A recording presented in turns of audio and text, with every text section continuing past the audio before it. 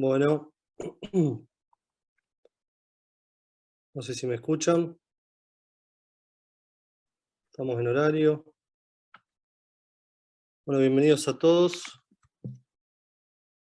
Eh,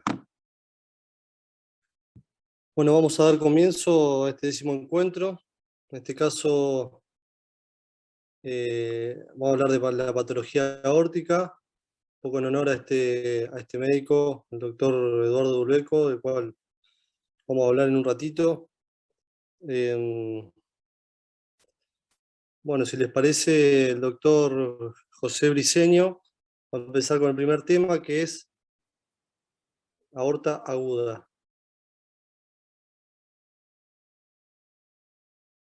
Doc. Gracias. ¿Cómo estamos? ¿Bien? Perfecto, ¿Sí? sí, perfecto. Bien, Doc. Ok, Cuando quiera, perfecto. comenzamos. Muchísimas gracias por la invitación, primero que nada, y felicitarlos por esta actividad en conjunto entre estas dos especialidades tan importantes como es cirugía y radiología. En mi caso vamos a dar un breve paseo por lo que es aorta aguda y su evaluación por imágenes. En mi caso yo soy médico radiólogo y actualmente tengo que hacer este disclaimer. Soy un director médico de radiología para los Estados Unidos de Bayer.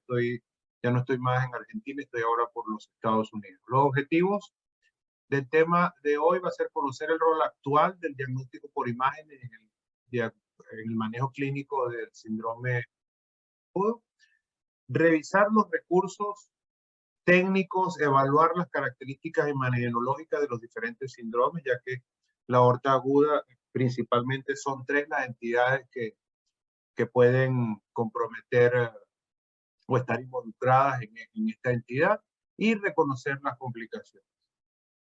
Entonces ya brevemente, ¿verdad? Como les dije, varias entidades. Tenemos la disección aórtica y pueden ver la imagen acá arriba, cómo compromete la pared del vaso, luego lo que sería un hematoma intramural y la menos frecuente, que sería la úlcera penetrante sintomática, y allí abajo pueden ver dos referencias bibliográficas.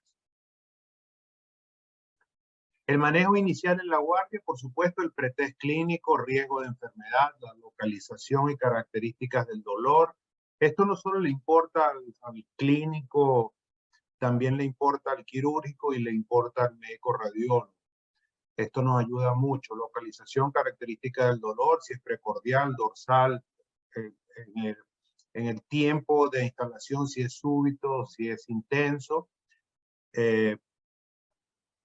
Luego, déficit neurológico, porque esto también nos puede ayudar, alteración de pulso, soplos.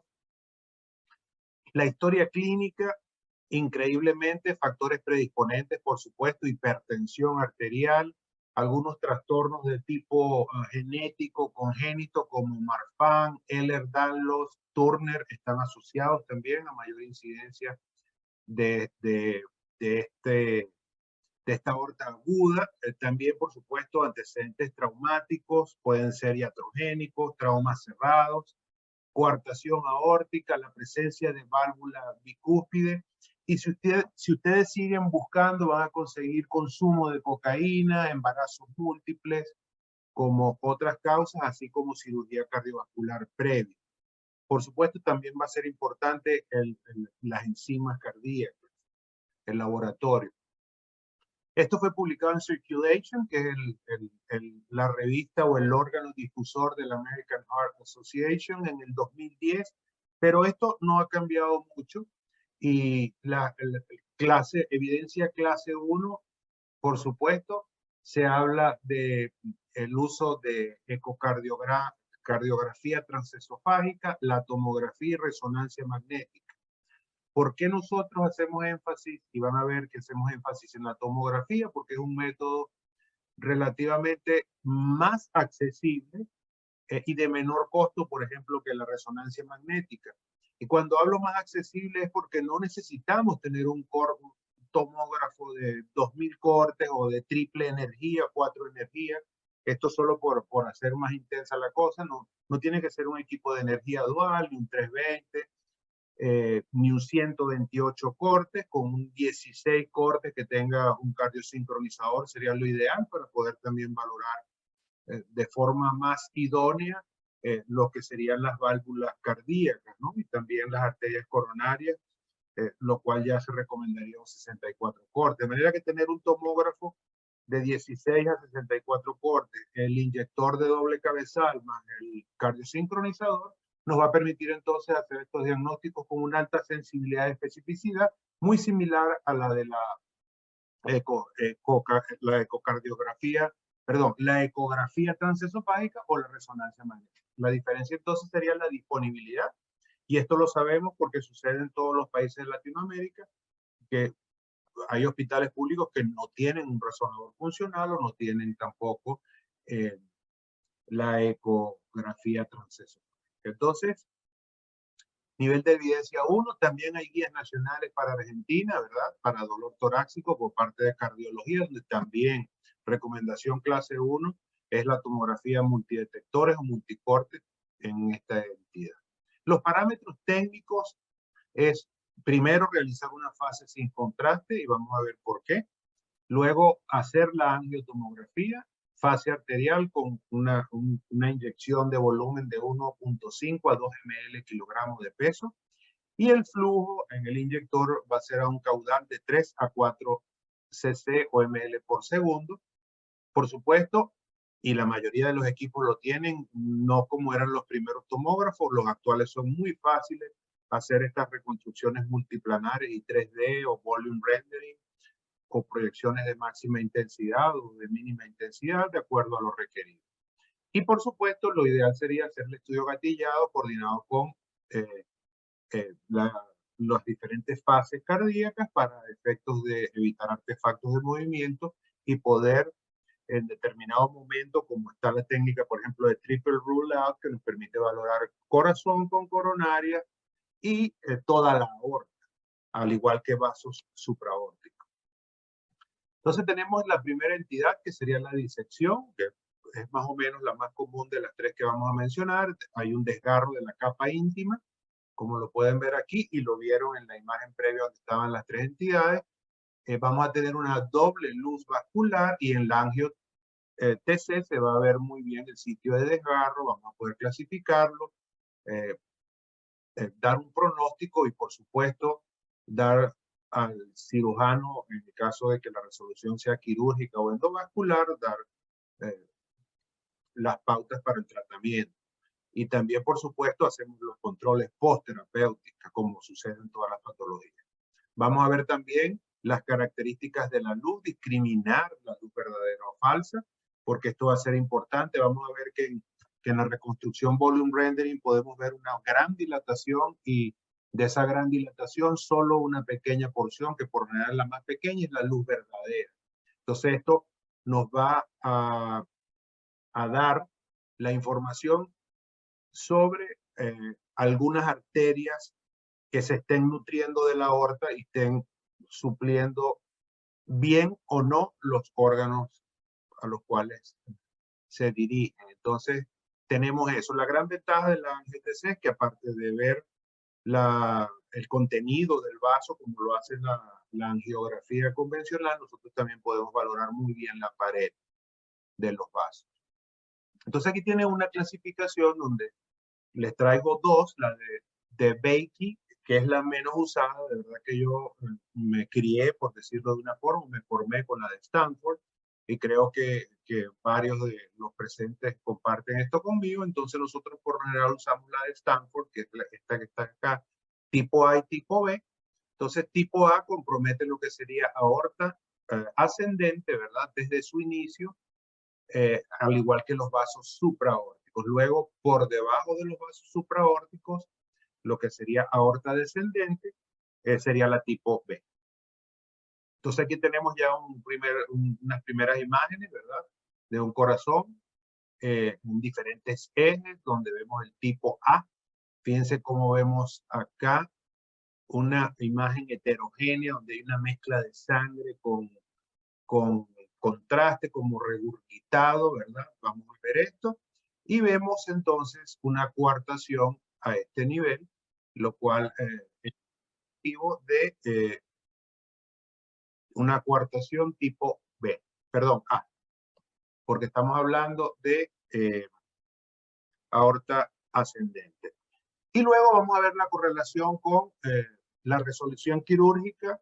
Y bueno, estas imágenes son en honor al doctor con el cual se inició la sesión. Estas imágenes son de él, pues tenía un gran compromiso docente y bueno, esto es parte de su legado. Aquí vemos la imagen de la gran dilatación y luego fíjense, aquí está incluso con el compromiso de la válvula tricúspide o la cercanía a la válvula tricúspide, y aquí vemos dónde está el desgarro o el flap. Aquí tenemos nuevamente la pieza. Este otro caso también de una tipo A, fíjense el flap como lo vemos acá en la reconstrucción sagital, y luego en la volume rendering 3D vemos acá cómo está el compromiso de la aorta ascendente, la cual también luce dilatada. Y fíjense acá como también hay otro compromiso, el cual también vemos acá, ¿verdad? En lo que sería el callado de la aorta, e impresiona también estar uno de los vasos supraórticos comprometidos. Acá nuevamente, fíjense una especie de tela de araña correspondiente al flap. Fíjense acá como vemos una imagen hipodensa, ¿verdad? Hipodensa, correspondiente a una disección aórtica asociada a un síndrome de Marfan. Esto es a nivel de la aorta ascendente, pero fíjense como la aorta descendente, ya entrando a abdomen, también tiene la misma patología. Otro caso clínico, masculino, 27 años, otro síndrome de Marfan con anuloectasia, insuficiencia aórtica severa en plan quirúrgico, ingresa a la guardia con dolor precordial opresivo y disnea. Y podemos ver claramente una gran dilatación, llega a medir 8.4 milímetros en su mayor eje. Y fíjense cómo está acá también el sitio de nacimiento, también marcadamente dilatado, 8.6, 3.6, perdón. Y luego, bueno, vemos acá las imágenes estas que impresionan la disección aórtica, en este caso asociado a Marfan tipo A. Y aquí vemos donde está claramente el desgarro en el acto quirúrgico, señalado por las flechas. Acá nuevamente también asociado a coartación de la aorta. Fíjense acá, este es un paciente masculino, 27 años, dolor torácico, disnea, soplo diastólico, taquicardia y una tensión arterial normal, recordando todas las entidades que tenemos que tener presentes para el diagnóstico desde el punto de vista clínico.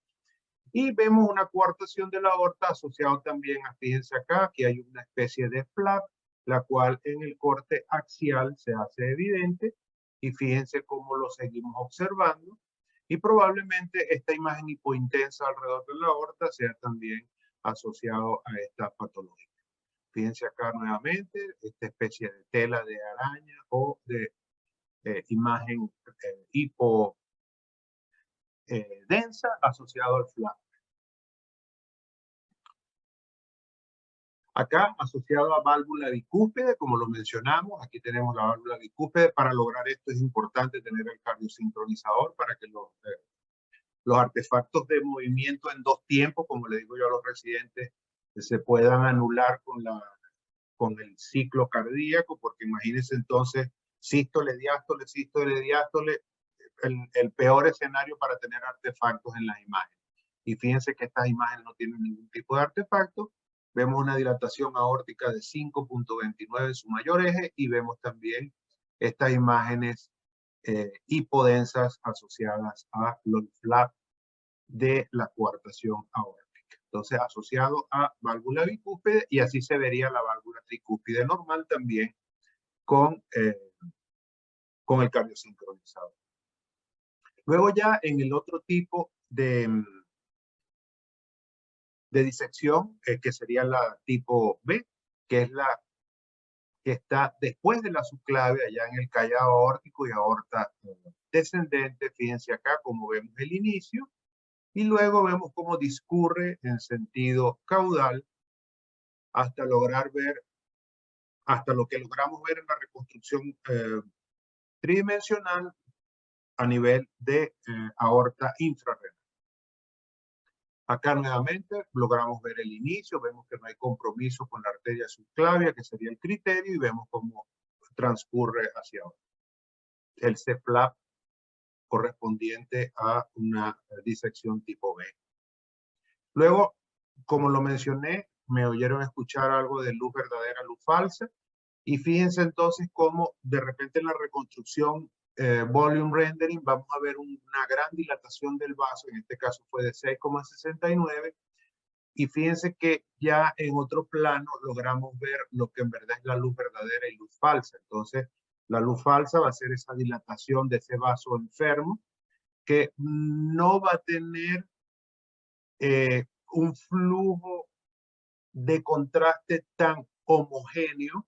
En este caso sería esta porción que ven acá, que es ligeramente más hipodensa que la parte que está bien contrastada, recordando que el medio de contraste nos permite entonces, dependiendo la densidad, aumenta a unidades Hounsfield, que es como medimos las densidades corporales, aumenta de lo que es la sangre de 70, pasa a 400 o 500, dependiendo la concentración y el caudal, acorde a los parámetros técnicos que se mencionaron al principio. Entonces vemos entonces como esta luz falsa tiene una densidad menor a la de la verdadera luz del vaso, donde está circulando de forma más fluida o adecuada el medio de contraste. Entonces lo importante de esto es recordarles que la luz falsa entonces no va a estar supliendo de forma adecuada los vasos que estén naciendo de esa región.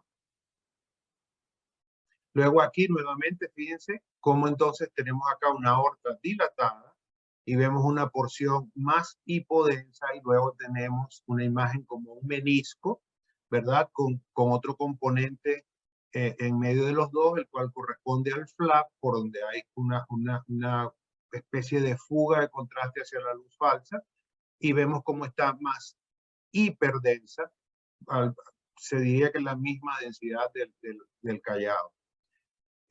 Perdón, de la estructura vascular subyacente. Luego aquí igualmente vemos cómo entonces hay una región más hiperdensa que la luz falsa. Entonces, luz verdadera y luz falsa. Aquí nuevamente vemos luz falsa, ¿verdad? Y luego vamos a ver una luz verdadera y esto corresponde al tronco celíaco. Aquí nuevamente lo que sería arterias renales o a nivel aórtico donde está la emergencia de las arterias renales, vemos como hay un adecuado flujo para bien de este paciente, adecuado flujo a nivel renal, y vemos como entonces por detrás está la porción de la aorta que tiene una luz falsa. Entonces aquí tienen algunos tips en cuanto a tamaño. La luz verdadera va a ser menor, y aquí lo tienen. La luz falsa es mayor, aquí lo tienen, es la dilatación, ¿verdad? Luego tenemos la densidad, va a ser mayor en la luz verdadera y va a ser menor en la luz falsa. El desgarro es cóncavo en la luz verdadera y convexo en la luz falsa. Puede haber calcio, el cual va a estar periférico, perdón, hacia la luz falsa, y en la luz falsa es poco frecuente, va a haber el signo del pico, no está visto en la luz verdadera y sí en la luz falsa, y el signo de la telaraña no está presente en la luz verdadera y sí está presente en la luz falsa, como en este caso. También podemos conseguir esto, el windsock, el signo de windsock, o esta media que se usa en las diferentes instalaciones aeronáuticas para ver cuál es la dirección y velocidad del viento incluso. Y bueno, es esto que vemos acá en el lado izquierdo, la imagen izquierda de la pantalla, donde está toda la íntima colapsada allí dentro de esa estructura vascular, y aquí vemos entonces las excelentes imágenes referenciales de la resolución quirúrgica. Las complicaciones, por supuesto, en el tipo A va a haber insuficiencia valvular aórtica, puede haber ruptura aórtica, y es bastante frecuente que empiece a llorar, como decimos nosotros, y esto va a condicionar hemotórax y va también a condicionar hemopericardio, que en los casos muy severos producen taponamiento cardíaco. También hablamos un poco del problema este de la luz falsa, donde vamos a tener mal perfusión de órganos, que entonces puede comprometer, ¿verdad? Las coronarias, puede comprometer vasos supraórticos y entonces condicionar déficit neurológico, y volvemos otra vez a lo que es la clínica del paciente, y también puede explicar el dolor o insuficiencia de algunos órganos porque lógicamente no tienen un suministro arterial adecuado. Entonces aquí tenemos el hemopericardio, y lo importante cuando se mencionó cuál era la técnica, sin contraste, ¿verdad? Del lado izquierdo, fíjense cómo vemos una aorta normal, pero vemos un engrosamiento del pericardio, el cual es, fíjense cómo es ligeramente hiperdenso al compararlo con el músculo cardíaco. Fíjense entonces, hiperdenso muy ligeramente. Luego, posterior a la administración del contraste, no se nota tanto esa hiperdensidad porque vamos a ver las cavidades cardíacas contrastadas, y vemos también muy evidentemente, y esto es la alta sensibilidad y especificidad del método, vemos claramente esta disección aórtica. Este otro caso clínico, un masculino 53 años, antecedente de CRM hace 7 años, ingresa por episodio sincopal, ortopnea, tos, hay una secuela en cara posterior, hay troponina normal y evoluciona con dolor torácico agudo. Entonces tenemos la imagen sin contraste, donde vamos a ver cómo hay un engrosamiento pericárdico que a este nivel se ve ligeramente hiperdenso, ¿verdad? Vemos un engrosamiento pericárdico, un derrame pleural, otras cositas que siempre los radiólogos estamos pendientes. Y afortunadamente para él, ¿verdad? Se le hizo este control y vimos claramente cómo ese puente circunfleja a la coronaria derecha estaba patente. Entonces, bueno, bueno para el paciente, y se pudo descartar que no tuviera la luz falsa comprometiendo este puente vascular. Entonces vemos acá una mayor hiperdensidad, y en la porción más lateral posterior vemos entonces una imagen más hipodensa correspondiente a la luz falsa.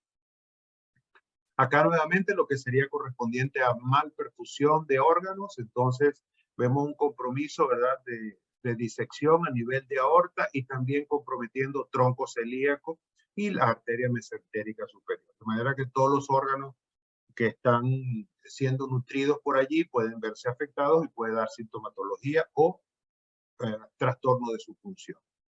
Este es un caso relacionado a eso, masculino de 56 años, ingresa por dolor abdominal en barra sobre epigastrio, una hipertensión arterial de 90 a 180, evoluciona, fíjense, está oligoanúrico y hay deterioro de la función renal, una creatinina de 5 miligramos de cilitro, ¿verdad? Lo cual indica que hay una alteración allí de la función renal. Y bueno, le hacen esta tomografía contrastada y fíjense cómo se logra identificar una disección aórtica que ya es evidente a nivel de aorta torácica, ¿verdad? O al menos a nivel subyacente al callado. Y luego vemos cómo continúa hasta la aorta abdominal, extendiéndose hasta lo que sería la salida de las dos arterias renales, y fíjense cómo hay entonces una disminución del calibre, y vemos cómo hay una hipodensidad en este caso del polo inferior renal, y en este caso de lo que sería la región interpolar y lóbulo superior, todo esto como expresión de hipoperfusión del riñón, lo cual nos habla de un infarto renal en evolución, el cual afortunadamente fue resuelto. Aquí tenemos el daño y cómo está el flap visto o la disección ya en el acto quirúrgico resolutivo de las imágenes dejadas por el profesor.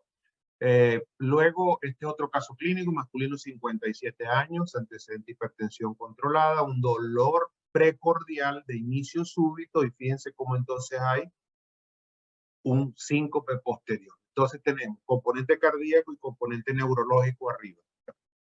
Y bueno, tenemos una aorta ascendente dilatada, vemos el flap a este nivel, pero fíjense cómo entonces vemos otro comprometiendo los vasos supraaórticos, y vemos claramente acá en la reconstrucción volume rendering o 3D, la dilatación aórtica y el compromiso de esa disección afectando ambas carótidas. Entonces eso explicó también el componente neurológico. Aquí nuevamente y de forma muy ilustrativa está la resolución quirúrgica, la dilatación y cómo se hizo la resolución quirúrgica de este paciente, y ahí tienen la pieza. Aquí, bueno, como para seguir ya rematando estos hallazgos a nivel de vasos supraaórticos en un corte axial. Aquí tenemos el signo del windsock. Fíjense cómo hay una ligera desviación de la tráquea en sentido contralateral. Vemos acá entonces cómo está toda ese componente arterial contraído y contenido allí. Y vemos acá nuevamente en un corte axial esta disección, perdón, disculpe. Luego, expansión, siempre vamos a ver esto, expansión, vemos cómo hay daño intimal acá, unas calcificaciones puntiformes, mal definidas, fíjense cómo entonces hay una zona hipodensa. Luego tenemos acá lo que sería o consideraríamos la luz verdadera del vaso, y fíjense cómo acá hay un pequeño vaso de estos vertebrales emergiendo. Aquí vemos claramente una luz falsa, ¿verdad? Vemos entonces la que sería o consideraríamos la luz verdadera por tener una mayor densidad y recordándole lo que vimos anteriormente. Y aquí estaría este vaso emergente vertebral, ¿no? Que no impresiona tener la misma densidad de la luz verdadera. Y por supuesto, la capacidad multiplanar de la tomografía nos permite ilustrarlo mejor, y vemos cómo impresiona que este vaso vertebral está siendo nutrido de la luz o de la unión donde está la luz verdadera con la luz falsa. Entonces esto pudiera explicar también algún trastorno neurológico con compromiso médico. Y aquí está, por supuesto, la resolución quirúrgica del caso. Por supuesto, la colocación de tubos también permitió o permite resolver esto, la colocación de tubos a nivel aórtico y luego la implantación de las arterias que se alimentan de esa porción de la aorta, y excelente la tomografía, por supuesto, para documentar los controles postterapéuticos. El hematoma mural sería la segunda entidad con ruptura espontánea de vasa vasorum. Hay una disección no clásica, esta sería la ilustración, viendo la íntima, la media, la adventicia. Fíjense entonces cómo está allí, mural, luz aórtica, y entonces el angio-TC en fase sin contraste. Aquí vuelve a tener un rol la fase sin contraste. Vamos a ver una imagen hiperdensa, semicircunferencial parietal, que algunos lo llaman media luna. Y bueno, esto está descrito ya desde 1988 en Radiology, desde la primera tomografía. Y aquí tienen entonces varios planos, donde en el plano axial vemos, fíjense entonces cómo está esa ligera hiperdensidad en forma de semiluna, ¿verdad? En nivel del contorno posterolateral de la aorta, y luego en la reconstrucción sagital la vemos claramente y podemos determinar mejor su extensión. Fíjense cómo entonces va desde el callado hasta la primera porción de la aorta descendente. Otro caso clínico, masculino 74 años, dolor interescapular, reposo, urente sin irradiación, las enzimas están negativas, una tensión arterial, si se quiere, baja, 80-50. Y el eco transtorácico informa derrame pericárdico sin signos de disección. Entonces, vemos claramente cómo hay un engrosamiento pericárdico, el cual fue descrito, ¿verdad? Pero luego con tomografía vemos en la fase sin contraste, vemos cómo hay una hiperdensidad rodeando una porción de la aorta, la cual se hace acá evidente, este corte axial, fíjense acá, y luego vemos cómo es hipodensa en relación a la luz verdadera y por donde discurre el medio de contraste. Entonces vemos claramente el hemopericardio por lo general y luego vemos la aorta. Y aquí está la resolución quirúrgica también con el componente donde se pudo resolver. Y aquí vemos claramente el hematoma.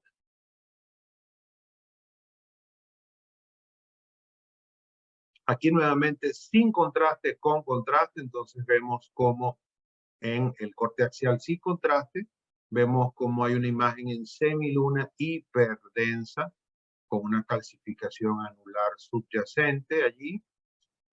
Y luego vemos con la administración del medio de contraste como se hace evidente este hematoma y vemos la luz del vaso donde no hay ningún compromiso en cuanto al flujo. Y bueno, totalmente diferente a esto, que sería una dilatación aórtica. Fíjense cómo hay enfermedad de la pared vascular, pero no vemos ninguna alteración allí de hiperdensidad leve que nos pudiera hablar de hematoma. Una cosa totalmente diferente. Y de estas entidades que producen este síndrome aórtico agudo, la menos frecuente es la úlcera penetrante, donde vamos a conseguir una erosión de la íntima, ¿verdad? Aquí vemos cómo está erosionada la íntima, hay enfermedad eromatosa y hay predisposición, como en todas estas dilataciones, hay predisposición a la ruptura. Y en el angio-TC vamos a ver un acúmulo focal de contraste en relación al engrosamiento mural. Entonces vemos el engrosamiento mural y va a haber entonces esta dilatación se va a ver llena de contraste. Entonces aquí tenemos dos imágenes contrastadas donde claramente se ve acá esta imagen de exceso focal y vemos cómo sería su expresión en la construcción volume rendering 3D.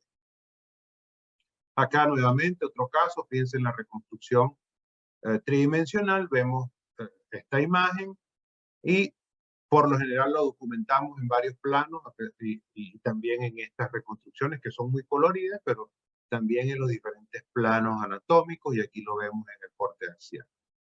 Como claramente se ve también como acá esa lesión. Acá nuevamente vemos como hay una con un poco de fuga del contraste. Fíjense que ahí no hay buena definición del contraste acá en la dilatación. Y luego vemos cómo fue su corrección a través de esta colocación endovascular de prótesis, lo cual lo resolvió y por supuesto tomografía controlando la evolución terapéutica. Esto solo por que tengan una idea de cuál es la precisión. Esto es bastante viejo, así que si seguimos buscando con toda seguridad con los nuevos equipos vamos a conseguir una sensibilidad y especificidad muy similar. Es un metaanálisis donde se evaluaron un total de 1.139 pacientes en tomografía, fíjense, sensibilidad y especificidad muy alta y muy similar al eco transesofágico y resonancia magnética, recordando lo importante que es la accesibilidad del método. Y lamentablemente tenemos que pensar así. Si estuviéramos acá en los Estados Unidos, pues dicen, no, todo es resonancia. No, en todas partes no hay resonancia, en todas partes no hay para pagarla. En muchos países los resonadores están y no funcionan porque no los mantienen, no se consigue a lo mejor algún componente, el helio, etcétera. Entonces, tomografía de 16 cortes, tomografía de 64 cortes, contraste inyector, por lo general está disponible. Y tengo el ejemplo de Argentina, hasta en los lugares más lejanos a la capital. Este es otro registro internacional también, 25 centros, 12 países, y también mencionan que la primera modalidad diagnóstica de elección fue la tomografía en el 63% de los casos. En el caso de esta técnica que les mencioné al inicio, que es el triple rule out, que nos permite valorar vasos supraórticos, aorta, corazón y aorta descendente, nos permite entonces valorar disección aórtica, síndrome coronario agudo y tromboembolismo pulmonar. Al principio esta técnica tenía muchos detractores por la alta dosis de radiación que implicaba extenderse desde cuello hasta pelvis.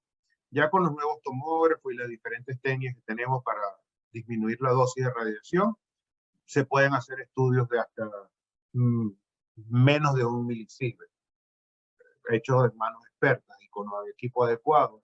Este otro caso clínico relacionado a esto, mujer de 44 años, nos refiere a antecedentes cardiovasculares, consulta con dolor precordial y es evaluada en UDT con un ECG, taquicardia sinusal, una TNL negativa.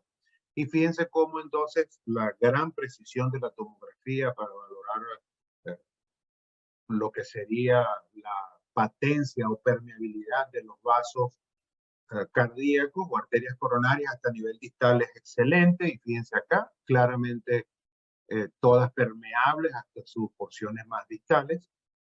Y luego, por supuesto, las diferentes técnicas que tenemos para elongación y valoración de los diferentes vasos, descendente anterior, circunfleja y coronaria derecha permeable.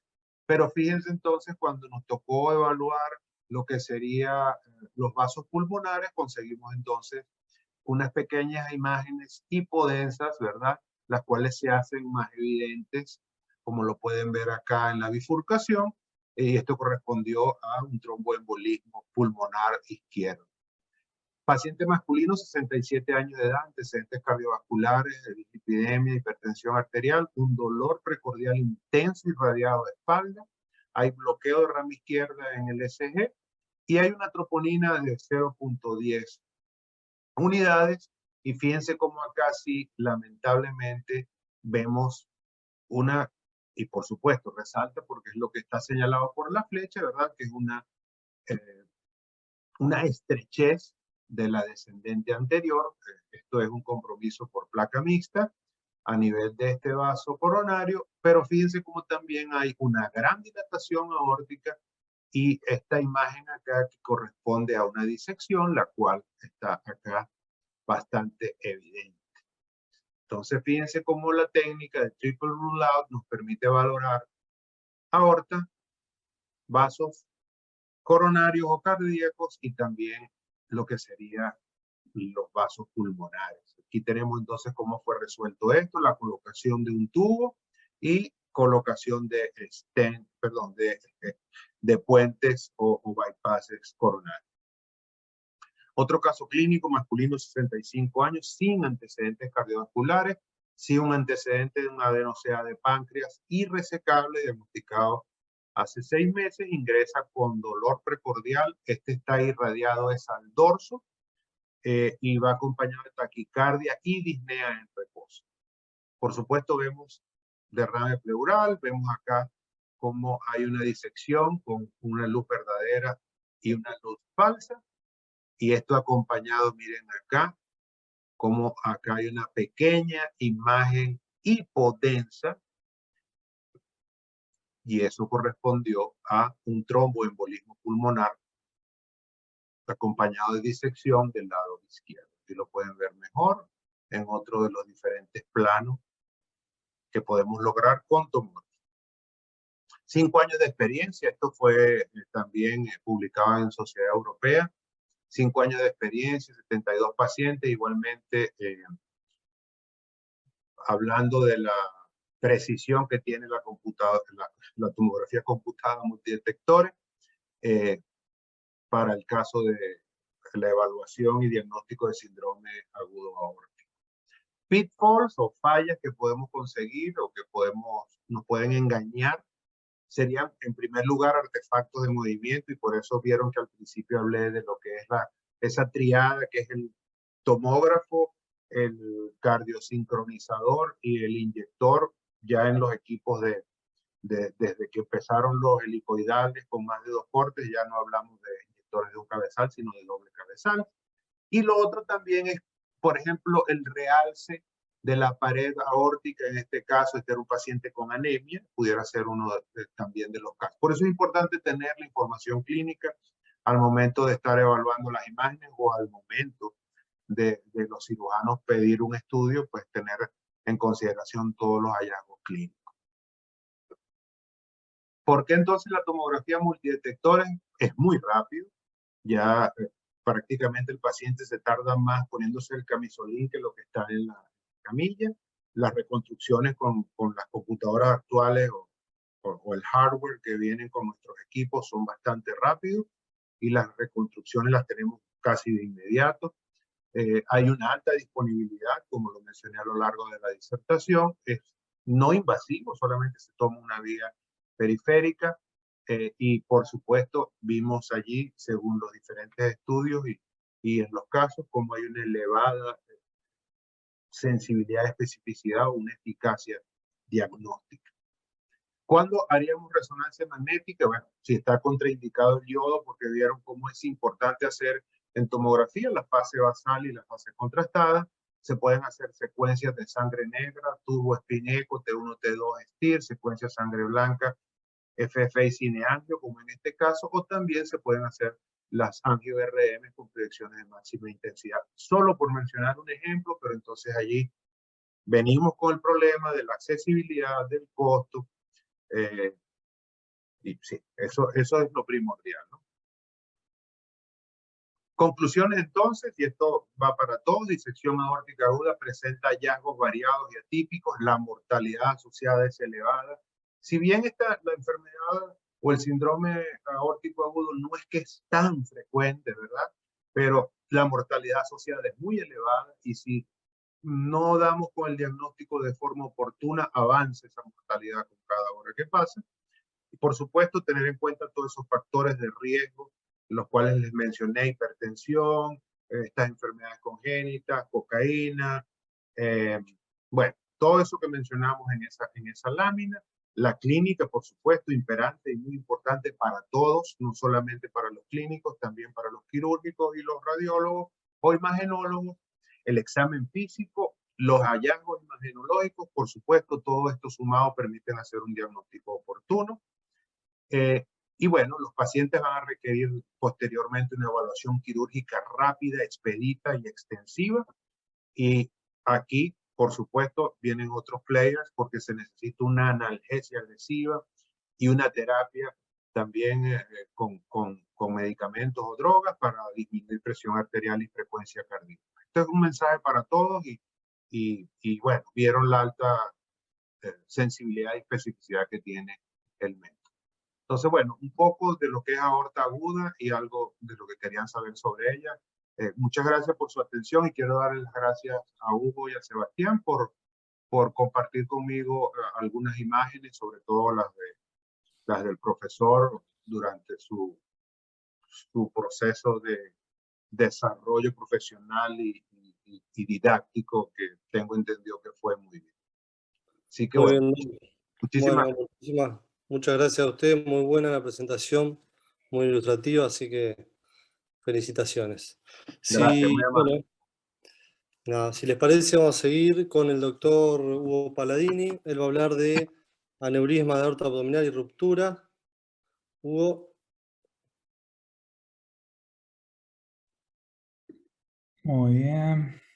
Bueno, eh, de vuelta la foto de Dulbeco. Creo que con Diego Ramich, cuando armamos el curso, lo que más pensamos fue esto, la interdisciplina, y él era un representante máximo de eso. A nosotros nos enseñó un montonazo. Antes de entrar a operar, venía, se sentaba con nosotros en consola a revisar, nos pedía reconstrucciones diferentes, medidas distintas. Nos mostraba, salía de quirófano y venía contento a mostrarnos qué es lo que había hecho, qué es lo que había logrado, qué dato le podíamos dar extra. Así que, bueno, además de las fotos y todo el conocimiento, creo que también dejó este legado, ¿sí? Este grupo de trabajo que formó radiólogos, formó cirujanos, formó a un grupo de amigos y profesionales que fue importantísimo. Así que, nada, siempre que tengan alguna duda de la parte de lo que es cirugía o de la parte de lo que es radiología, lo más importante es entendernos como grupo de trabajo, como equipo, escucharnos y darnos el tiempo. A veces como que, no sé si les pasa el día a día, que es más, vengo a buscar el informe, me tengo que ir, o al revés, ya te lo informé, no tengo tiempo para charlar más. Pero bueno, ahí está el valor agregado, ¿sí? Es todo este trabajo en grupo, ¿sí? Bueno, yo lo que voy a hablar va a ser media cortita la clase, es más que nada enfocarnos un poco en lo que es la ruptura aórtica abdominal, que creo que es algo que a veces preocupa, y justo arranco mostrándoles un caso. Permíteme que voy a sacar esto, así yo puedo ver también lo que les estoy presentando. Bueno, un paciente de 71 años, tabaquista hipertenso, que entraba a guardia por dolor abdominal, distensión abdominal, masa pulsátil. Y fíjense, les dejo para que vean tranquilos el estudio. ¿Y qué les parece? Y es evidente que todas las miradas van a ir a este aneurisma, ¿sí? El aneurisma que tiene, el aneurisma abdominal. Y lo primero que viene a la cabeza, tanto como el médico de guardia, como cuando estamos empezando, lo que más nos preocupa es si esa aorta se está rompiendo. Entonces, mi idea hoy la clase es darles algunos signos que usamos los radiólogos, que sabemos que nos pueden ser de utilidad para predecir si se está rompiendo o no, ¿sí? Entonces, vamos a ir a la entidad. La entidad, o sea, cuando hablamos de aneurisma aórtico, es cuando supera el 50% del diámetro, ¿no? Respecto a lo que sería la aorta sana. Generalmente el que más afecta es la aorta infrarrenal, y vamos a ir viendo que con la edad vamos a ir viendo mayor prevalencia, ¿sí? Pacientes con más de 50 años ya va a ser más frecuente que un paciente joven. Esto es una historia que es un continuo, o sea que cuando nosotros encontramos ese aneurisma, esa pared se va debilitando y eso va generando que vaya creciendo, ¿sí? Que esté cada vez más frágil, que aumente de diámetro, y el final de toda esa historia, ¿sí? Va a ser la ruptura. Y la ruptura aórtica tiene consecuencias que son desastrosas, como lo aclaro acá. Más del 50% ya llegan muertos al hospital, ¿sí? Y el que entra a quirófano tiene la mitad de chances de sobrevivir como fallecer, ¿sí? Por eso es tan importante que tratemos de identificarla y llegar a tiempo. De todos los métodos, el mejor o uno de los mejores sería la tomografía, no cabe duda, versus lo que es la resonancia. Un poco lo explicó bien recién el doctor Briceño. La resonancia no solo que hay poca disponibilidad, sino que además va a ser más lento, va a costar mucho más hacerlo rápido, que sea dinámico ese estudio, y nos va a enlentecer este diagnóstico que, como cada segundito cuenta, cada minuto que estamos perdiendo con ese paciente puede significarle la vida. La ecografía puede ser de utilidad, no digo que no, requiere quizás mucha más habilidad y puede ser un poco difícil porque se pueden interponer las asas y puede costarnos verlo, y hay algunos signos que van a ser mucho menos fáciles de identificar que la tomografía. Por eso me voy a enfocar mucho en lo que es la tomografía. Para que entiendan los signos, yo les hago este esquema, que creo que es un esquema que es más fácil de entender. Les dibujé, ahí está lo que sería la aorta, en un corte axial. Tenemos parte de la que es la cavidad peritoneal en blanco, en amarillo todo lo que sería la grasa retroperitoneal, y los músculos paravertebrales, ¿sí? Entonces, acá hago la traducción de ese esquemita, pero se las traduzco a las escalas de grises, que es más o menos lo que vemos en la tomografía, para que me puedan entender los signos. Bien, ¿cuáles son los signos primarios? O sea, signos que nosotros identificamos y sabemos que esa aorta está rota, ¿sí? Uno son los trazos lineales periaórticos, que, bueno, hematoma retroperitoneal propiamente dicho, y la extravasación del contraste. Vamos a ver cada uno. El primero, el que les digo, entonces son los trazos lineales periaórticos. A veces tenemos la suerte que el paciente tiene bastante grasa retroperitoneal, y podemos llegar a empezar a ver ya esa rarefacción de la grasa, esas líneas que vamos a estar viendo, que nos van a estar insinuando que esa aorta está sufriendo, se está abriendo, está cediendo esa pared y ya está irritando todo lo que es la grasa adyacente. O sea, la extravasación de contraste es un signo que es mucho más claro. Nosotros vemos cómo está rota directamente la aorta y vemos cómo fuga el contraste. No queda dentro de la luz, sino que empieza a alcanzar todo lo que es el retroperitoneo. Y cuando se acumula mucha cantidad de esta sangre, sin que tengamos quizás el contraste, pero ya vemos todo acúmulo de líquido con una densidad espontáneamente superior al líquido, ¿no?, en lo que es el retroperitoneo. Esos son los 3 signos que nos van a estar hablando de ruptura de aneurisma aórtica abdominal. Tanto la rarefacción de la grasa como el hematoma propiamente dicho no requiere contraste, ¿sí? O sea que a veces un paciente ya podemos hacer el diagnóstico sin haberle inyectado el contraste.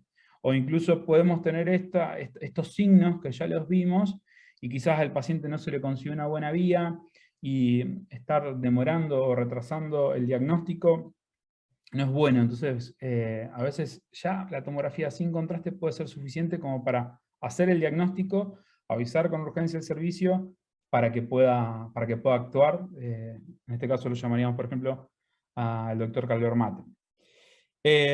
Con contraste sí vamos a ver claro cómo se extravasa, dónde está la ruptura, la vamos a ver un poquito más clara, y de dónde está fugando activamente la sangre. Este es un caso, fíjense cómo vemos, 76 años, tenía el diagnóstico del aneurisma en el 2004, ingresó, dolor abdominal, estaba hipotenso, y fíjense cómo se ve clara la extravasación del contraste, cómo le inyectamos contraste y todo está fugando de lo que sería la luz de la aorta, ¿no es cierto? E incluso estamos viendo esos acúmulos de contraste en todo lo que es el retroperitoneo, que es el hematoma retroperitoneal, ¿sí? Acá tenemos planos coronales para que sea más clarito, ahí vemos la fuga del contraste, y el hematoma, que ya ni siquiera es solo retroperitoneal, sino también que se está extravasando a lo que es el peritoneo, ¿sí? Bien. Son reconstrucciones. Entonces, además de estos signos que yo les describía de ruptura propiamente dicho, tenemos signos que pueden aparecer antes, que son los signos que nos hablan de una ruptura incipiente, o se le puede referir como leak contenido. ¿Y cuáles son estos signos? Está el signo de la alta densidad. El signo de la alta densidad, lo que vamos a ver es una media luna, generalmente, rodeando lo que sería la luz de la aorta, que va a ser espontáneamente denso. Lo vemos mucho más claro. Esta es una TC con contraste. Sin contraste se ve más claro. Ven ahí cómo se ve perfecto todo ese anillo, ese medio anillo en semiluna, que está rodeando y es espontáneamente denso. Eso es porque hay un acúmulo de hematíes en un trombo que en realidad es friable, es bastante fresco, tiene bastante mayor concentración de lo que es hemoglobina, entonces por eso lo vemos más denso que los trombos que a veces vemos, ¿vieron esas aneurismas crónicas? Bueno, en este caso es un trombo más fresquito, habla de más viabilidad, la habilidad de esa pared de la aorta.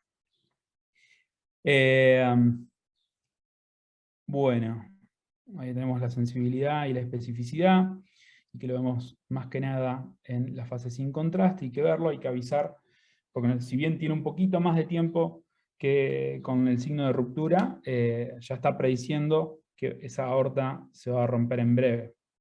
Obviamente tiene que haber todo un análisis, una evaluación del paciente, que ya lo va a hacer otro servicio, pero nosotros trasladamos este signo y esta urgencia al servicio correspondiente. La otra es discontinuidad de las calcificaciones. Generalmente, como les dije, son pacientes añosos, y vemos esa cantidad de plaquitas alrededor de lo que es la aorta, que forman bien el círculo, ¿sí?, la circunferencia de la aorta,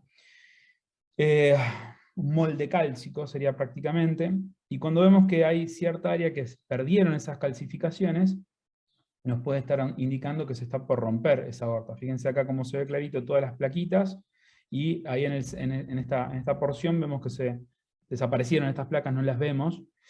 Igual en este caso también, si ven, al costadito tiene un hematoma, ya está roto este aneurisma. Otro caso igual, pero sin el hematoma retroperitoneal, fíjense cómo se ve claro, cómo rodeaba todo lo que es la aorta, incluso ya empieza a deformarse ahí la pared, y vemos la interrupción de la placa cálcica. Otra es el calcio tangencial, que es parecida a esta. Piensen que en el área frágil, el área vulnerable de esa pared que termina rompiéndose, se quiebra. Es como que la placa se quiebra y se va a desplazar y va a romper con ese círculo perfecto que veíamos, ¿sí? Esto nos habla también de vulnerabilidad, un área de mayor chance para que termine de romperse a lo que sería el retroperitoneo y cavidad peritoneal. ¿Sí? Ahí lo vemos clarito. La veíamos en la anterior, y ahora lo que vemos el otro signo, que se llama el Draped Aorta Sign, o la aorta, o la vértebra cubierta, recubierta. Este signo se da porque la aorta va creciendo, y a veces tiene posterior tenemos la vértebra, y la vértebra es una estructura que es rígida. Entonces, cuando empieza a crecer, no puede desplazar lo que sería la aorta, entonces empieza a abrazarla. Esto nos está hablando de un crecimiento que tuvo ese aneurisma. Y fíjense cómo ya empezaba a abrazar a lo que sería la aorta, el cuerpo vertebral, y cómo 2 semanas después terminó rompiéndose. Tenía más signos este caso, no solamente tenía ese, sino que fíjense que también teníamos la discontinuidad de lo que serían las calcificaciones, tenemos el calcio tangencial, deformidad de lo que sería esa imagen. Bueno, ahí de vuelta otra imagen más de cómo empieza a abrazar a esa vértebra, para mostrar el mismo signo. Bien, y acá les muestro un caso, sin contraste. Fíjense a ver si vemos alguno de todos estos signos que les mostré recién.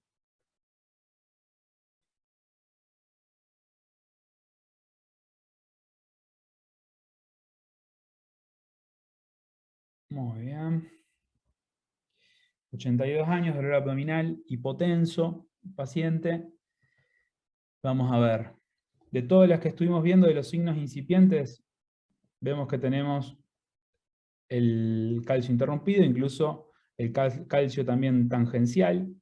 Vemos ahí reubicado aparte de lo que sería la plaquita, que es donde se rompió, sería la pared. Pero bueno, no solamente teníamos signos de ruptura incipiente, por eso siempre hay que arrancar, por eso yo les explicaba al principio, los signos de ruptura y no los signos incipientes, porque ya teníamos signos de ruptura, ya teníamos el hematoma, ya teníamos sangre extravasada, no solamente al retroperitoneo, sino que fíjense abajo, a cavidad peritoneal, ¿sí? Ahí en el fondo del saco, como ya tenemos sangre, ¿sí? Ahí se ve bien el hematoma.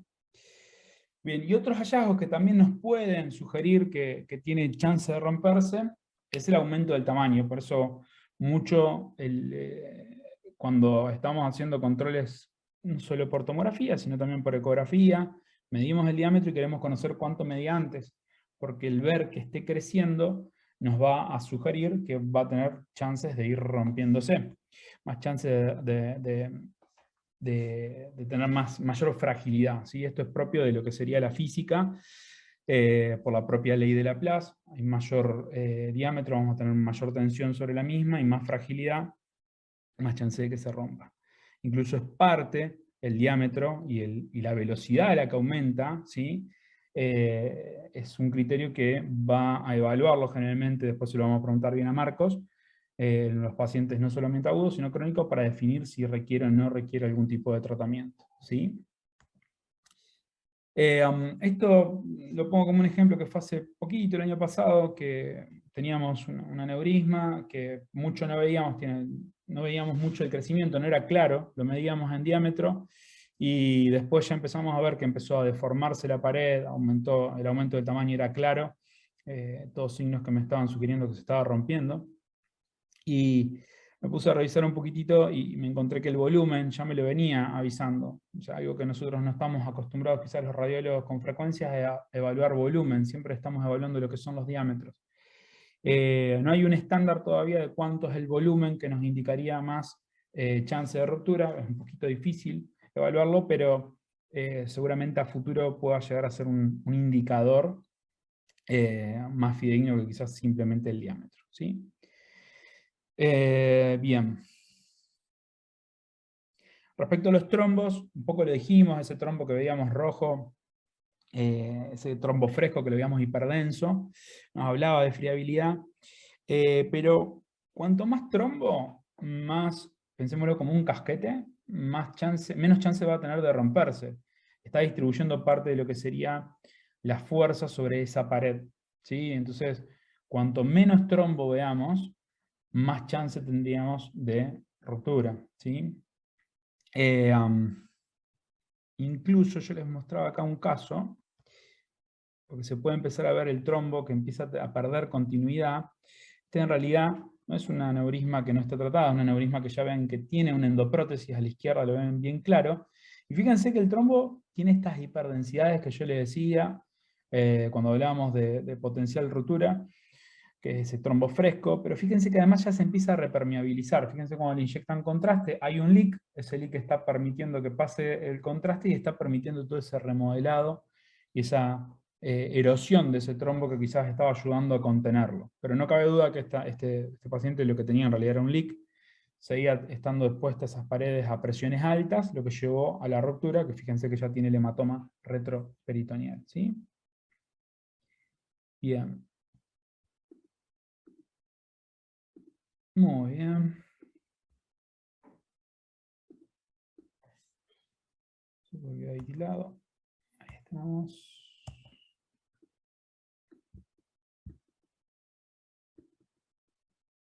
Ahí está la vasación, la ruptura. Bueno, y volvemos al caso que vimos al principio. Tenemos signos primarios de ruptura, vemos trazos lineales, la grasa que está alrededor de la aorta les parece que está sucia, la verdad, que no parece bastante limpia. Vemos hematoma retroperitoneal, la verdad que tampoco.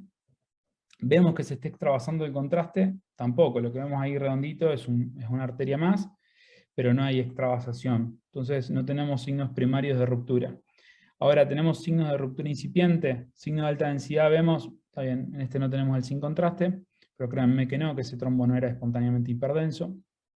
Hay discontinuidad focal de las calcificaciones, no parece, incluso fíjense bien lo redondito que es este aneurisma. Y tampoco vemos el calcio tangencial, ni tampoco estamos viendo que abrace la vértebra. Entonces, podemos decir que no hay riesgo de ruptura. La verdad es que es poco probable en este caso, ¿sí? Pero un paciente que tiene un aneurisma y no encontramos cuál es la causa, no lo terminemos de descartar, ¿sí? Tengámoslo presente como una potencial causa con menos chance de que sea realmente lo que le esté doliendo ahora a ese paciente, y revisemos más, busquemos más a ver si no encontramos otra causa que le esté generando dolor. Por ejemplo, el caso este que estábamos resolviendo, fíjense, está el aneurisma y hay algo más que le llame la atención del abdomen, que si lo ven en detalle van a encontrarse que hay asas de intestino delgado que están dilatadas y con niveles líquido aéreos. Esto era, ¿se acuerdan cuando vimos la clase de síndrome obstructivo? Es parte de lo que sería un hílido, y fíjense a dónde van esas asas intestinales que están todas dilatadas, llegan a un punto, que es una hernia inguinal, que es la que estaba atascada y estaba generando el cuadro obstructivo de esta paciente, ¿sí? Y no era, ahí está la reconstrucción, vemos cómo acompañan los vasos mesentéricos a las asas hasta el canal inguinal. Bueno, en definitiva, el diagnóstico alternativo nos justifica, si bien el cuadro es distinto, el dolor abdominal es diferente, pero a veces nos pasa que los pacientes son añosos, son más difíciles de interrogar y quizás la clínica está un poquito solapada y nos genera un poco de duda. Pero lo fundamental es eso, tratar de buscar siempre ante un paciente con un aneurisma abdominal. Si tenemos el estudio previo buenísimo, pues nos va a servir para saber si está creciendo o no. Ver si vemos alguno de los signos que aprendimos de ruptura o de ruptura inminente, y ver si no hay alguna otra causa de dolor abdominal que no sea solamente la aorta, ¿sí? Bueno, esa era la idea. Muchas gracias. Muy bien, Hugo. Muchas gracias por la presentación, también muy, muy linda, muy interesante. Yo me quiero tomar un minuto para, no sé si vos seguís compartiendo, Hugo, la diapositiva. Simplemente mencionar un poquito para el que no lo conoce al doctor Eduardo Dulbeco, Dulbe, como le decían los amigos. Este cirujano fue un cirujano muy importante para la cirugía cardiovascular en nuestro país. Me atrevo a decir que uno de los cirujanos con más experiencia en la patología de aorta. Lamentablemente hace un par de meses falleció, y un poco como decía Hugo al principio, bueno, la idea era hacer un poco también de honor a él con esta presentación. Bueno, simplemente un recordatorio y un reconocimiento a un gran cirujano y por sobre todo una gran persona con la cual algunos, como Diego Ramish, que también está acá, tuvimos la suerte de compartir en quirófano varias horas y con el que particularmente tuve la suerte de aprender mis primeras armas y herramientas en esta especialidad tan linda y tan difícil como es la cirugía cardíaca. Simplemente eso, un reconocimiento y para que todos un poco lo conozcan, el que no lo conoció. Bueno, a continuación, si les parece, vamos a seguir con la presentación de casos de las doctoras María Cecilia Capiel y Manuela Bogdanich Goicoa, no sé si lo dije bien, del Centro Radiológico de Mar del Plata. Cuando quieran, chicas. Hola, buenas tardes a todos. Ahí presento la pantalla.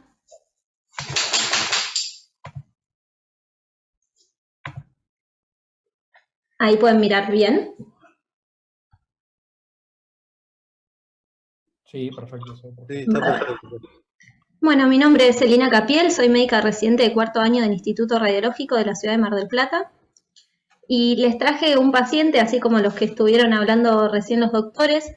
Es un paciente masculino de 66 años que llega a la guardia por un dolor epigástrico intenso de 4 horas. Es diabético hipertenso y el paciente nos refiere que tenía una ecografía con un informe de un aneurisma, así que en la guardia se le decide la solicitud de una angiotomografía de abdomen. Les dejo la imagen por si la quieren ver un poquito.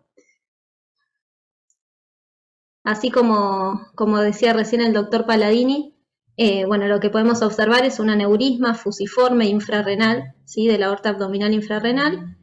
Y si vemos detenidamente, tiene lo del halo hiperdenso creciente que recién mencionaban. Ahí les hago un poquito de zoom. Este es ese halo alrededor de la aorta y la erosión de la vértebra adyacente, ¿sí? Como decían recién, como un signo de rotura inminente. Ahí lo podemos ver en otros cortes cómo se ve ese halo hiperdenso y que ya empieza a abrazar a las vértebras.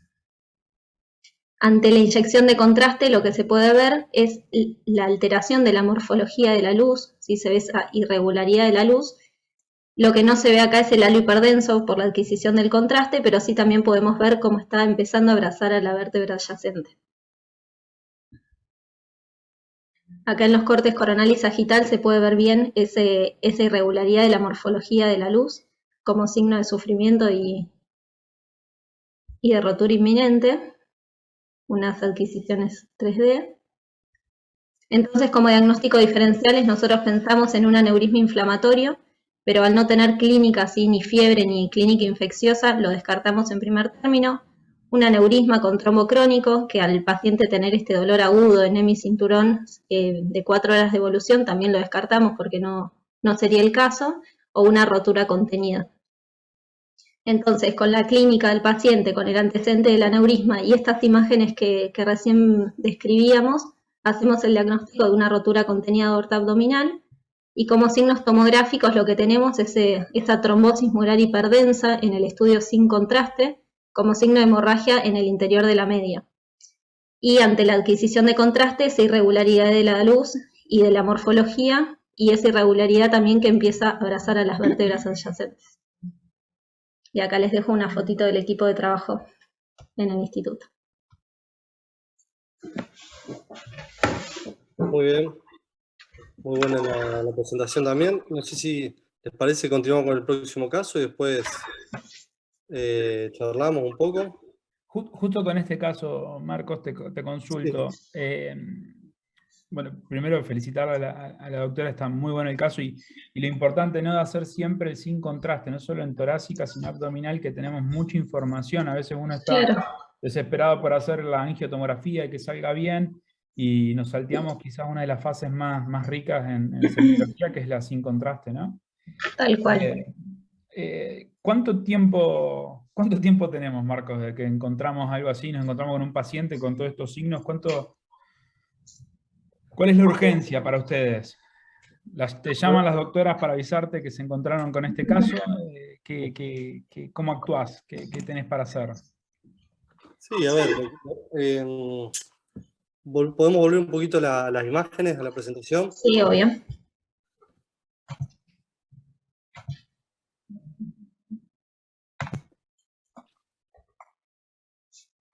Bien.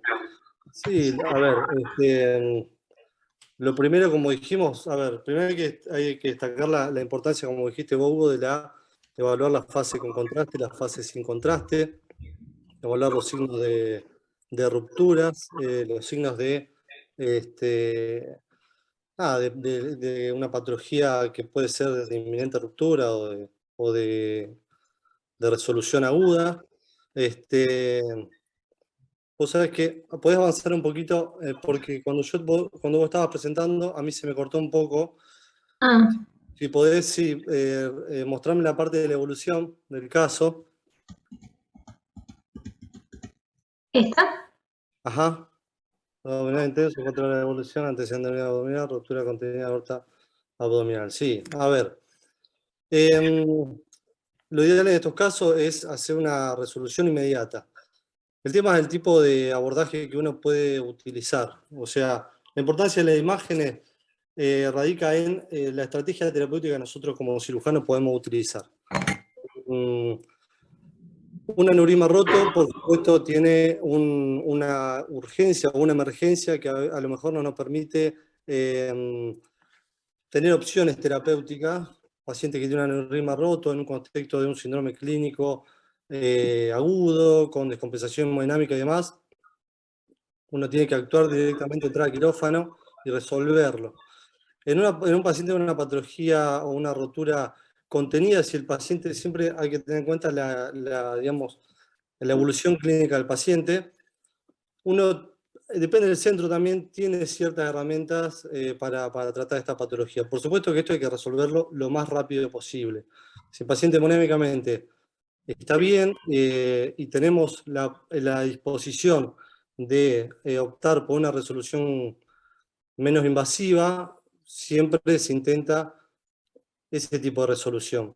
Pero sin duda que esto es algo que urge y no en todos los centros tenemos ese tipo de disponibilidad y muchas veces este paciente hay que resolverlo en el momento y directamente lo metemos a quirófano. ¿A qué voy con esto? Si uno tuviera a disposición como un grande centro o centro de primer nivel a nivel mundial de acceder a un tratamiento percutáneo, como puede ser una endoprótesis, uno podría optar por ese tipo de tratamiento, siempre y cuando, como vuelvo a repetir, los parámetros clínicos del paciente lo permitan. Un paciente hemodinámicamente descompensado no nos deja tiempo y hay que resolverlo rápidamente. Muchas gracias, Marcos.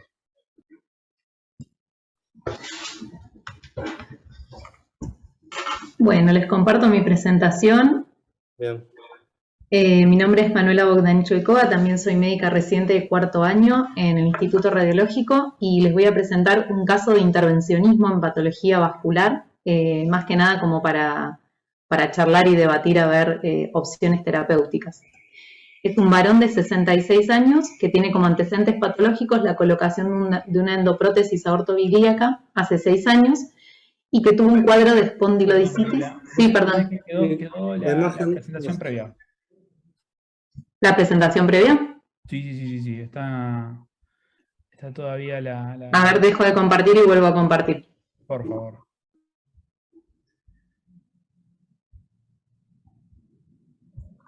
¿Ahora? Ahora sí. Perfecto. Bien, les contaba entonces varón de 66 años, endoprótesis aortovilíaca hace 6 por aneurisma aorta abdominal, cursó un cuadro de espondilodicitis hace 6 meses y ahora se presenta con un cuadro de fiebre y dolor abdominal de 48 horas de evolución.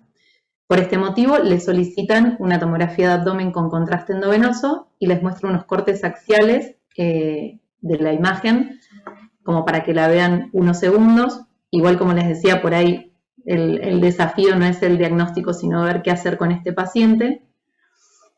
Entonces, vemos en todos los cortes las imágenes que corresponden a la endoprótesis que ya sabíamos que tenía el paciente, y vemos toda esta masa periaórtica que se ve fundamentalmente en la segunda imagen, pero que la podemos ver en todos los cortes que les muestro, con este realce periférico En función de esto, digamos, lo que se diagnosticó fue que estábamos ante un absceso periaórtico sumado a la clínica infecciosa del paciente.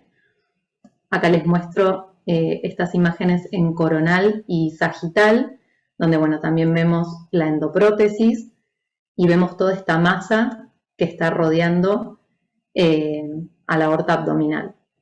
Y la pregunta ahora que por ahí doy lugar para el debate es ¿qué hacer con este paciente? Marcos, no sé. Sí, Primero, a ver, ¿es frecuente ver bueno, abscesos? a eso iba. La verdad que no es algo muy frecuente, es algo que uno como cirujano nunca espera encontrar, porque de las complicaciones, luego la colocación de prótesis más difícil de manejar, yo creo que es esta. Primero porque tiene una prótesis abdominal y un proceso infeccioso en una prótesis. Bueno, cuando uno trabaja de manera interdisciplinaria y habla con los infectólogos, el infectólogo lo primero que dice hay que sacar la prótesis. Y sacar una endoprótesis, les puedo asegurar que no es tarea fácil. Yo creo que el doctor Dulbeco en alguna oportunidad hemos sacado alguna y les puedo asegurar que no es tarea fácil, solamente en manos experimentadas como la de él puede parecer fácil, pero no lo es. Y la verdad que es realmente algo difícil de manejar. Bueno, no quiero espolear el caso, pero En el la verdad que comité es una vos complicación. estarías en contra de que lo saquemos. Vos estarías diciendo, "No, busquen otra vuelta", Yo porque estaría no es lo primero mejor. asustado, segundo ansioso y tercero, si me ofrecen otra alternativa, la agarro. Ok. Bueno, les mostramos otra alternativa, entonces lo que pensamos fue, bueno, antibióticos, obviamente este paciente no va a andar solamente con terapia antibiótica, la posibilidad de un drenaje percutáneo, que no sé si tienen experiencia o lo han visto, o el tratamiento quirúrgico, que como explicaba el doctor, no es tarea fácil. Entonces, lo que les vamos a mostrar es la opción de hacerle un drenaje percutáneo a este paciente. Con técnica Seldinger se colocó un catéter, que acá les muestro los cortes tomográficos con los cuales se va haciendo de forma seriada la colocación del catéter. En esta primera imagen identificamos la colección, luego con aguja espinal y después con una aguja 18G se hizo la anestesia de la zona y se colocó esta aguja, mediante la cual luego se colocó la guía para colocar el drenaje y finalmente la colocación del catéter, que en este caso se usó un catéter 8 French. Acá les muestro lo que se aspiró en el momento de la colocación del drenaje, que se obtuvieron aproximadamente 40 mililitros de ese material purulento que se ve en la imagen. Se dejó colocado el catéter, obviamente, y en esta imagen les muestro el control tomográfico a los 30 días, donde vemos que de una colección de aproximadamente 7,5 centímetros, vemos al mes una marcada disminución de tamaño de esta colección, que medía al mes aproximadamente 2 centímetros. Así que bueno, no sé si... Bueno, primero yo lo felicito por cómo resolvieron el caso. La verdad que la realidad es que es una manera bastante atípica de resolver un absceso periprotésico abdominal, pero que sin duda tuvo buenos resultados. Lo que hay que pensar en estos pacientes es que si uno intenta sacar esa prótesis, la morbimortalidad de la cirugía es muy alta, es muy alta. El tratamiento antibiótico solo, sin duda que no va a servir, al contrario, esto puede seguir avanzando y complicándose más. Y esta alternativa me parece que le ofrece una chance al paciente de una resolución que a lo mejor, como decimos, no es típica, pero que fue realmente efectiva. Me parece que está muy bueno. Lo felicito porque también muy osado llegar con un catéter al lado de la aorta. Aclaro que las manos que colocaron el catéter no fueron las mías, fue el doctor Rossini. Porque uno no sabe con qué se puede encontrar, porque puede ser un absceso, pero también puede ser un absceso con algún contenido hemático, con alguna especie, digamos, de fístula o algo por el estilo, o que pueda generar una fístula posterior y que bueno, puede ser dramático, ¿no? Pero muy buena resolución. Bueno, simplemente para terminar, entonces, tener en cuenta que obviamente son patologías de alta mortalidad y como explicaba recién usted, el tratamiento quirúrgico tampoco es que es, obviamente también con una alta morbimortalidad, aproximadamente el 50%, y bueno, mostramos, digamos, la resolución de este caso como para considerar el drenaje percutáneo como una opción si clínicamente se puede hacer. Así que bueno, simplemente eso. Se los tomo, la verdad que no lo había visto, pero lo voy a hacer. No sé si los puedo molestar 2 segunditos. Sí, adelante. No, primero, ese es el segundo que hicimos. El primero no te puedo explicar la taquicardia. El segundo, después todo siempre es más fácil. El primero, le agradezco al doctor Marcelo Benítez, que era el hemodinamista y el cirujano cardiovascular de acá de Mar del Plata, que obvio que nos acompañó en todo momento, y el paciente era consciente de lo que tenía, que era secundario a una fístula enteroduodenal. Pero con respecto a lo que vos decías, con qué se va a encontrar, antes de largar el catéter y de poner la aguja gruesa, simplemente cosa de precaución por si alguna vez le llega a tocar a alguien y lo va a hacer. Lo primero que se absorbe, se sensa con una espina, con algo finito, ¿no? Tipo Claro. una 22G para ver lo que viene. Cuando vimos que era pus puro, sin sangre, sin nada, recién ahí procedimos. Es claro, porque dijiste un punto muy importante, es no le metan un 18G de una sin saber lo que se va a encontrar. En cambio, colocando una agujita, que es cuando se hacía la anestesia, depende de la profundidad, o un espinal, o una chiva 22G, uno sensa, anestesia y sensa con lo que se va a encontrar, pues si hacen encontrar ya sangre, pulsante, esas cosas, obvio que el procedimiento se suspende, ¿no? Y no colocas un catéter. Tal cual. Muy buen dato, gracias. Muy bien. Una cosa que quisiera destacar de la presentación del doctor Briceño, que me parece muy interesante y también que un poco aúna ese concepto del trabajo en equipo, que fue el caso de la que presentaba las lesiones coronarias. Qué importante en un paciente con una disección tipo A el diagnóstico tomográfico de lesiones coronarias. ¿Y por qué es importante? Porque cuando uno entra a un paciente con una disección, lo primero que quiere hacer es meterlo a quirófano, porque como bien dijo el doctor, el tiempo apremia y estos pacientes cada minuto es vital. Y muchas veces uno no repara en la patología coronaria que pueden tener y que muchos de estos pacientes tienen asociados a su patología aórtica, patología valvular. Por supuesto que un cateterismo en un paciente con una disección tipo A estaría totalmente contraindicado. ¿Y por qué es importante? Porque cuando uno, después que realiza la cirugía, una cirugía de semejante envergadura, con un paciente con semejante característica, cuando intenta salir de bomba muchas veces uno se encuentra con dificultades y uno siempre lo atribuye a proceso inflamatorio, al mismo proceso de la disección. Por eso digo que es importante porque ya tener un diagnóstico de enfermedad coronaria con lesiones severas, con el diagnóstico tomográfico, la reconstrucción 3D y demás, a nosotros como estrategia quirúrgica nos da herramientas para, por ejemplo, en la salida de bomba, antes de salir de bomba ya realizar un bypass coronario, como bien estaba ilustrado en la foto que mostró el doctor, que de otra manera no lo sabríamos y a lo mejor es un paciente que tenemos dificultad en la salida de bomba, a lo mejor intentamos hacer un bypass, pero a lo mejor no es la arteria que realmente está perjudicando la contracción del ventrículo. Entonces, me gustaría y destacar esto, la importancia, ¿no?, del trabajo en equipo y en la estrategia quirúrgica de este tipo de pacientes. No sé si están de acuerdo. Es que el puro hecho de realizar esta actividad ya es una muestra de querer trabajar en equipo. Tal cual. Y a la final todos nos debemos a una sola persona, que es el paciente. Tal cual, tal cual. Muy importante. Bueno, no sé si hubo vos algo que quieras comentar. No, Diego. Diego Ramilla ahí ya conectado. Cosas que me parecieron importantes, que yo fui anotando para destacar, ya que hay muchos alumnos de formación. La importancia, bueno, me estoy un poco metiendo en el terreno de las imágenes, pero la importancia de, que ya lo repetimos varias veces, de ver las imágenes sin contraste, ver las imágenes con contraste. La importancia de hacer una buena tomografía, para nosotros muy importante los cirujanos, la infusión del contraste y que la tomografía se haga bien en fase arterial para la reconstrucción. Algo que parece una verdad de perogrullo, pero que muchas veces por la diligencia o la urgencia del paciente no lo vemos.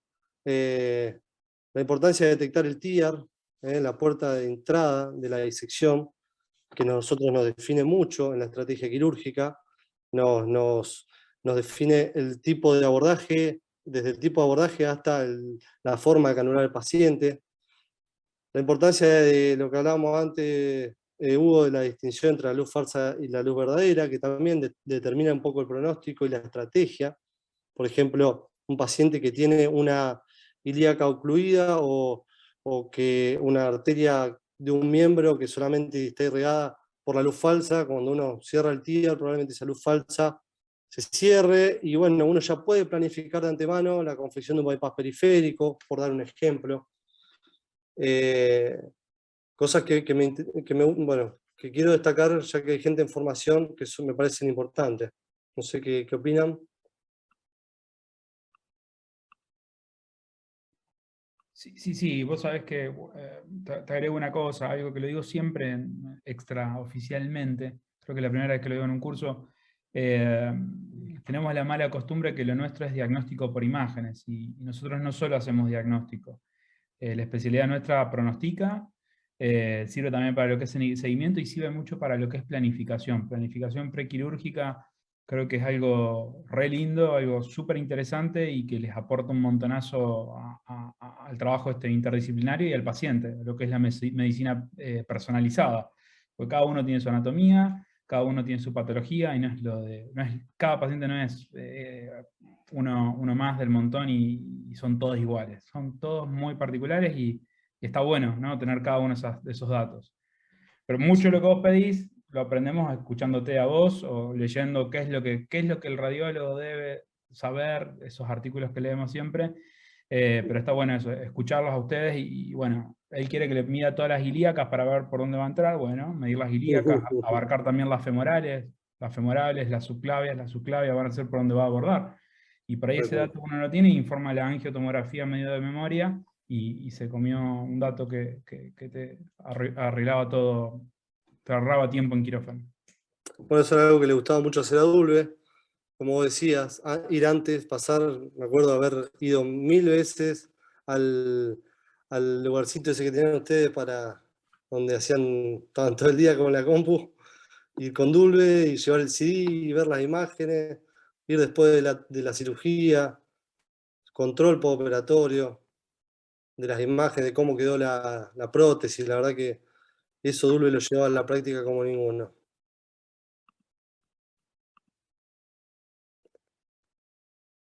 Bueno, no sé si hay alguna duda, algo que quieran preguntar.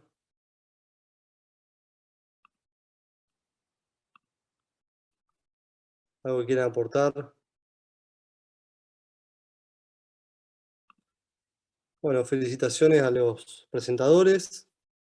Muy buenos los casos. Voy a agendar en mi haber el caso del drenaje percutáneo. Lo derivás a Mar del Plata, se lo mandás al Instituto Radiológico La chica. para que se haga cargo Sebastián, porque después si no tenemos que, si sale mal, el doctor Rossini lo presentó. Cuando venga el abogado. Sentó precedente. Sí. Bueno. El miedo de esas cosas a veces no es poner el catéter, es quién lo saca después de un mes y medio. Eso da más miedo. Tal cual. Tal cual, eso es cierto. Bueno, eso también un poco lo que decía yo, el hecho que el catéter haya estado ahí en contacto, que en algún momento no empieza a venir sangre roja también, eso también es un miedo.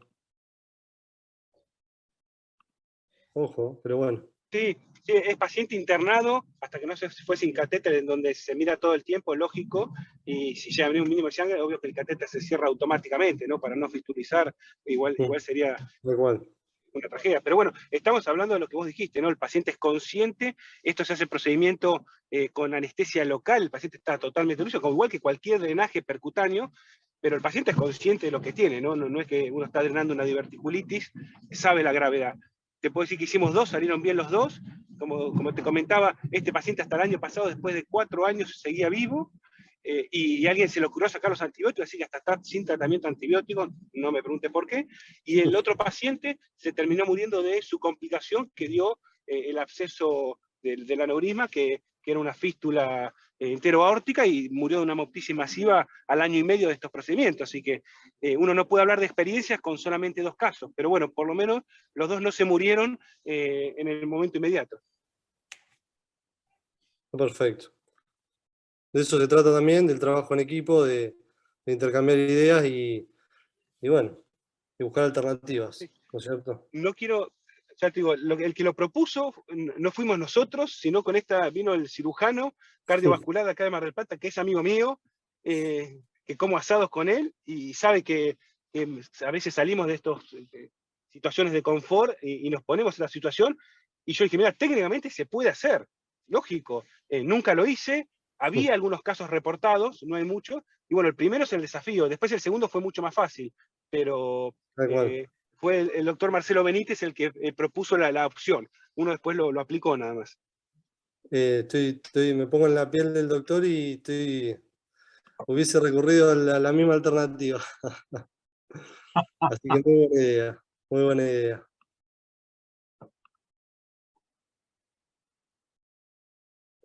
Muy bien. Bueno, no sé si alguien quiere aportar algo más. No, yo no quiero aportar, quiero felicitar, Marcos, un gusto verte. ¿Cómo andas, Diego? Tanto tiempo. Bien, todo bien. Quiero, saludar a todos a los expositores, felicitaciones por los casos. Espectacular el drenaje percutáneo, eso hay que mostrarlo porque la verdad que no es tan frecuente, ¿no? De ver esas cosas. Aclaro, yo soy cirujano general, no tengo nada que ver con cirugía cardiovascular, nada más a veces de compartir algún paciente y mucho tiempo con los vasculares por la institución donde trabajo y con los radiólogos, porque creo que es la forma de que los cirujanos siempre aprendemos. Uno nunca aprende solo, siempre aprende viendo a los demás y nutriéndose del conocimiento de los demás. Así que a mí también me sirve, y eso que estoy lejos de los vasos. Así que, nada, felicitaciones y muchas gracias a todos por estar presentes en esta reunión.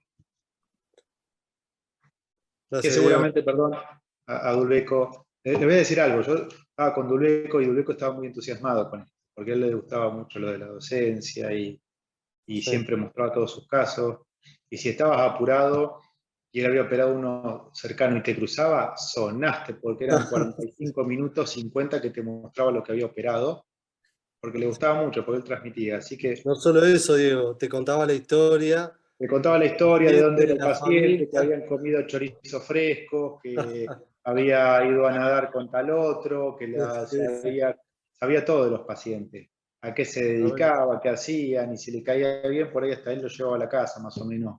Sí, yo lo he visto. Era un poco así.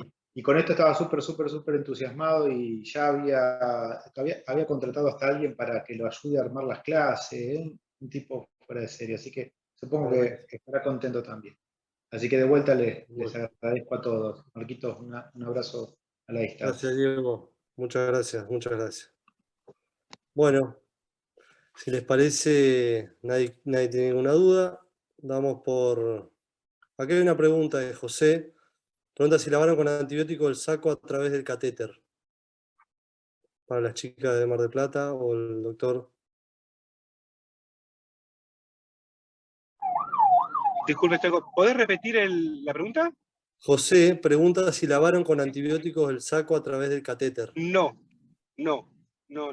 Como cualquier absceso, nosotros por lo menos no lo lavamos ni con rifampicina como se hacía antes, simplemente se le puso el catéter, se drenó el absceso y los antibióticos fueron por vía endovenosa. Estuvo internado 1 mes y medio el paciente, al mes se le sacó el catéter, estuvo casi 15 días más porque nos lo habían derivado de Bahía Blanca a Mar del Plata y se mandó con antibióticos por vía oral a Mar del Plata, a Bahía Blanca, después de 1 mes y medio internado. Y el paciente siempre estuvo en perfecto estado,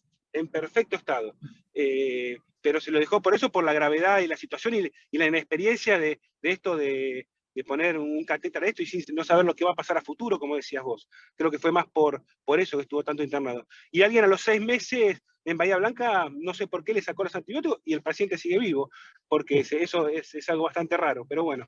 Sí, yo como hablábamos antes, sin duda este paciente le hubiese dejado antibioterapia de por vida, porque, bueno, por el contexto y por el hecho de tener una prótesis. Pero bueno, indudablemente el señor quiere vivir y está poniendo todo, así que en buena hora que le haya ido bien. Sí.